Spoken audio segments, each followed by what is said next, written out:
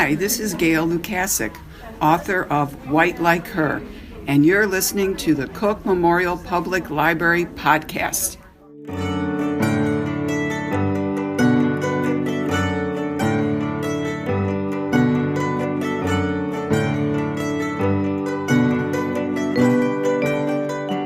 Hello and welcome to the Cook Memorial Public Library podcast. I'm your host, Nate Goss. On January 24th, a headline in the Daily Herald read, Cook Memorial Board approves $6.75 million expansion for Aspen Drive Library. It was welcome news met with much excitement from the patrons who use our Vernon Hills location on a regular basis. If you've ever been to the Aspen Drive Library, you know it can be a bustling and busy place.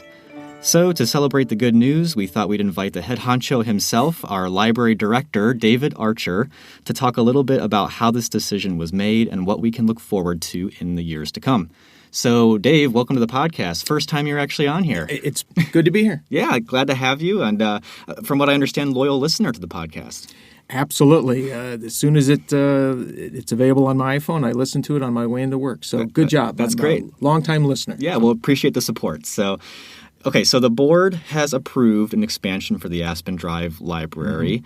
Mm-hmm. Can you maybe just tell us a little bit about what that expansion will look like? Sure, of course. And maybe just to back up a little bit, Aspen Drive is our Vernon Hills location, which serves the southern part of our district, as opposed to our Cook Park location in downtown Libertyville, which serves our northern part of the district. And, of course, anyone can use either facility, but that library has been there since 2010 when it opened. I remember the day very well. It was July 10th. I was there. 2010, yeah. Yes. It was packed. It was beyond packed. I think the fire marshals did us a favor that day and looked the other way for just that one day.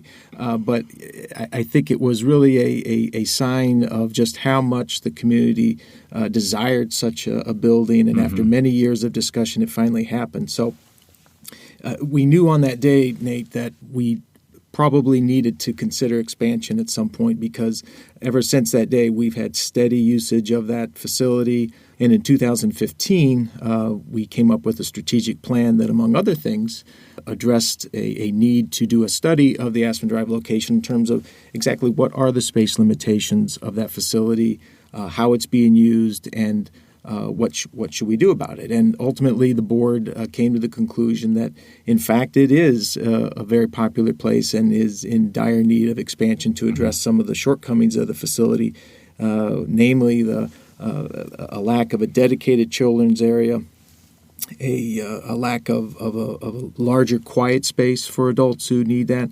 Certainly study rooms are very popular. So all of those things were identified in this report, and then just recently, the board did, as you said in your intro, pass a resolution to commit to going forward with this project. So, as you said, it's a $6.75 million project, and that's all in. That includes everything from the architecture fees to the construction management to the paying of the subcontractors to furnishing and equipping. So that's an all-in price that the board has committed to.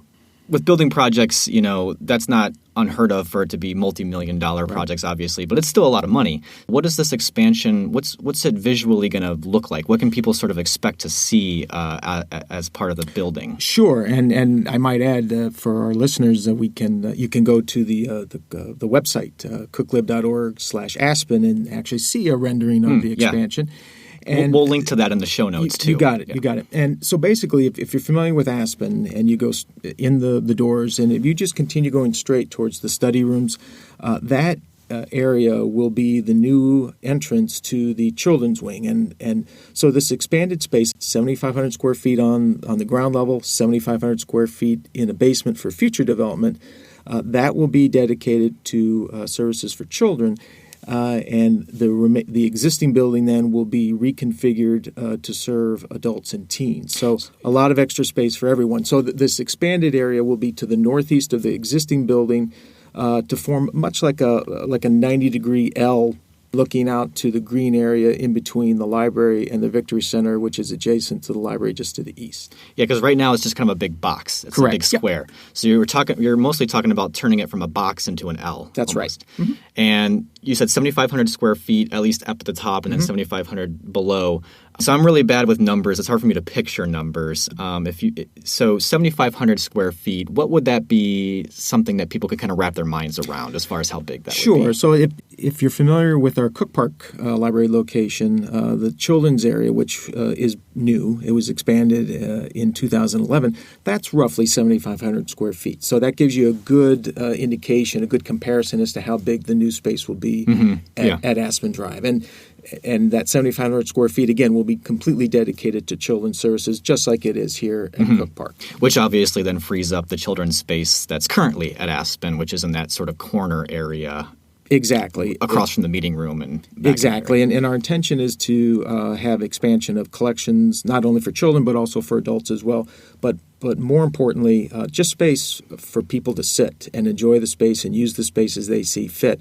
Right now, it's a very open concept building, which is great, but it also presents some challenges in terms of noise. And the plan is to have additional study rooms and enhanced quiet space with the expanded building. As far as the noise go, anybody who's ever been there during those after-school hours, we've got all those middle schools that just kind of let out at the same time, and they sort of descend on the library. So is this expansion taking that into account, I guess, or trying to make it so that we can meet more people in those really prime hours of usage? Yeah, the library is well loved after school, as we say. But yes, we intend to have an area in which our after-school kids can enjoy the space, but still have an area for other users who may wish to have a quieter environment.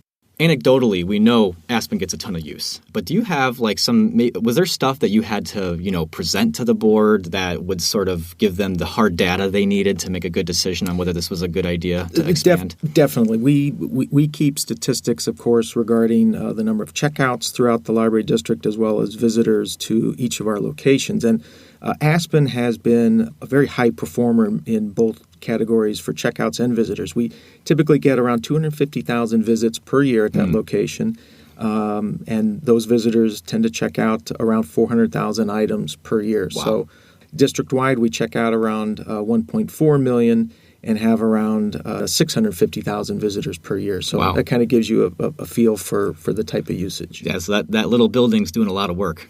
Per square feet, it is the little engine that could.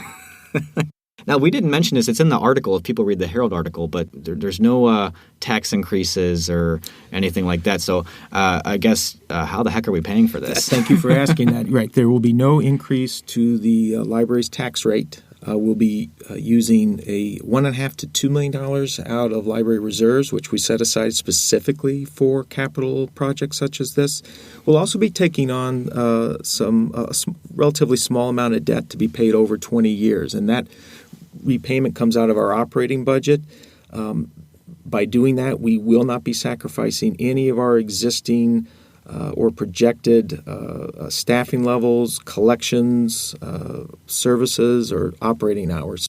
There's actually a lot of other things going on in Vernon Hills as far as the village goes. A lot of moving pieces that had to get into place for this to kind of happen. Do you want to maybe talk a little bit about how that worked out? Absolutely. We have great relationships with our civic partners in Vernon Hills. That's the Village of Vernon Hills, the Vernon Hills Park District, and then Hawthorne School District 73. As listeners may know, Hawthorne is in the process of finalizing plans for an all-kindergarten building adjacent to the Park District Sullivan Center, which is just south of the Aspen Drive Library. And so it's been important for all these parties to make sure that planning for the various projects, both the kindergarten building, any development that the Park District may have, and of course our development as a library, take place in a very concerted manner so that designs for each of these projects is looked from a holistic standpoint, so that where there's efficiencies that can be gained, we're going to take advantage of that. For example, there will be some shared parking opportunities between the library and the school district in which we will share in the construction costs for an expansion of our parking lot, which can be used by staff at the kindergarten building. So that's going to save taxpayers money by not having to have duplicate parking spaces. Mm-hmm. Yeah. It also is great for our environment because it preserves that green space in the area too. Absolutely. And I might add that the original land in which Aspen was built was given to us by the village of Vernon Hills. So they've been a huge and strong supporter of the library from the very earliest days in which we discussed having a location there in Vernon Hills. And the additional parking that we'll be constructing to accommodate our expansion will also be on land owned by the village. So we're very fortunate to have them as partners in this project. Yeah, it seems like that partnership shows that the village sees the library as having a very crucial role in the community. How do you kind of see that even growing more as libraries are developing and as specifically the Aspen Drive Library grows? Well, I think that villages are wise to see libraries as just a component of the quality of life in the community. So when the village goes out to prospective home builders or anyone who might be interested in moving to the community, they can tout the great schools, they can tout the great the parks, and the library would be right up there. And you talk about the gathering spaces that bring communities together. I think that whole corridor along Aspen Drive is becoming just that. Mm-hmm. With the schools, the Sullivan Center, and the library. I think it leads to a lot of civic engagement, and I know that the Vernon Hills residents are very appreciative of that, and we're certainly glad to be part of that. Well, it's great. I mean, I work at least one weekend a month, and it's great to just see often so many people just make it part of their routine. Every weekend we go to the library, and they may or may not even check anything out. They just spend time there, and so it's really great to think that we'll have more space for that to happen for more people. Well, and it's funny you should mention that. I think one of the things that we discovered in preparing for documenting the types of usage that Aspen gets in terms of what we would be looking for in a new building is that we noticed that a lot of families use the library together, spends a couple hours there and uses it in ways that suit them. And sometimes that involves all of them sitting at a table and then gathering the materials that they want to explore and share with each other. And so our design has recognized that people use the library in different ways, and that's an exciting thing when you're planning a building, but also a challenge as well. Yeah, let's talk about maybe the planning aspect of it, and also I want to actually pivot a little bit more to your role as director and what that's like. I've always just been curious and wanted to ask. It doesn't seem like there's any school you can go to for this kind of thing. Like no way. You have your background is you're a librarian is your background, right. So you have an and I was a manager at Aspen for a number of years. Exactly. Right. Yeah. Mm-hmm. So. We both went to library school. I never learned anything about expansion projects or anything like that. So I assume this has been quite a learning experience for you. It has, and I'll tell you, I've been involved with two construction projects previous to this one. I worked in a library in Council Bluffs, Iowa, in which we built a building from the ground up. Now, I was just a mid-level manager there, so my involvement was somewhat limited, but I certainly through osmosis, got some knowledge from how the process worked. And then again in 2007, when our board proceeded with approval of a newly constructed building in Vernon Hills, as well as a renovation and expansion at Cook Park. Mm-hmm. Certainly, I learned a lot from that process as well. But when you are the director, you that is certainly a different level in which you are expected to know things about the process. And the one thing I think that is most helpful is that Illinois has such great libraries, and there is such a vast amount of knowledge with other library directors who have gone through this. What's an example of something that maybe you never would have expected to have had to learn in this process, but that you find yourself, really prepping up on or learning about on the fly or even doing that you never thought you'd have to do before now? Stormwater. Okay. When a building is constructed along with parking lots, it invariably occupies space that previously was green space. Mm-hmm. And so when you put an impervious surface such as a parking lot or a building, that has to be accommodated for in another way so that stormwater doesn't clog up the storm sewers. It doesn't pond in areas that you don't want it to. So you have to have accommodations made either in ensuring that there's enough green space on your property or to construct vaults. So that's something that I've had to get up to speed on that I never thought I would have to get up to speed on. Just go check out a book or something? Or what I guess it's through that osmosis process. You listen enough to people, and you start connecting the dots. Talk to some experts out there. Right. I'll say the expenditure of funds to accommodate stormwater is not insignificant. So that's why it's so beneficial to have things such as a shared parking lot with the school district, because not only are we saving on the construction costs of the parking lot, we're also saving on money to not have to deal with that excess rainwater and where to put it. What part of the expansion are you personally most excited about? When that could be either just the process, like what you're looking forward to working on, or what feature you're most excited about. I'll leave that open-ended to how you want to answer that. Oh, boy. I think the thing that I'm most looking forward to is starting with an area to build from the ground up for our children and our families. And early learning is such an important thing, especially now. It's gotten more attention than ever. And libraries have always been at the forefront of that. You and I both have kids, and we know that the importance of reading and taking advantage of what your library has to offer. But the fact that we can start with sort of a clean slate with this expansion geared towards families with young children, I think is really an exciting opportunity. Yeah. Okay, so now we got a good feel for what's going to happen. What's the next steps? What's happening like right around the corner right now? Sure. So the board will soon be interviewing construction management firms, and these are companies that work with us and the architect at the earliest stages of the design phase to identify areas that we need to be involved in terms of making decisions, so that once construction time comes, there's no question as to the path going forward. And the final design phase will be identifying those things that will go into the actual building. And that's where staff and board members come into play, and community members to let us know, what's most important to them. And after that final design process, we take it to the village board. They'll provide feedback, of course.